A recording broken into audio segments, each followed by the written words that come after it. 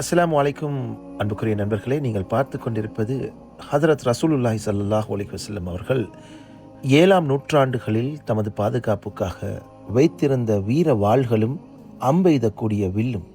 இதனுடைய கைப்பிடி மற்றும் அலங்கார உரைகளை 16ஆம் நூற்றாண்டுகளில் ஒஸ்மானியர்களுடைய ஆட்சி காலத்தில் அவர்களுக்கு கையளிக்கப்பட்ட போது அலங்கரிக்கப்பட்டு தொப்காபி மாளிகையில் பாதுகாக்கப்பட்டு வருகிறது.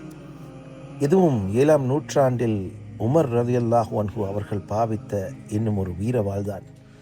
பாருங்கள், அதில் எந்த விதமான அலங்காரங்களும் இல்லாமல் அப்படியே காட்சியளிக்கின்றது.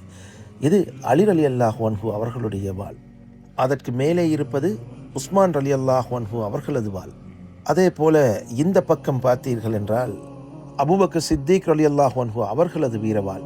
இப்படியாக 4 பெரும் கலீஃபாக்களுடைய வாள்களும் ஒரே பார்வையில் பார்க்கும் வண்ணம் காட்சியளிக்கின்றன.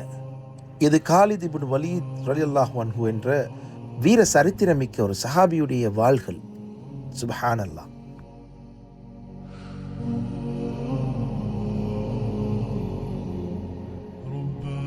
عفوك إن لمدة يداك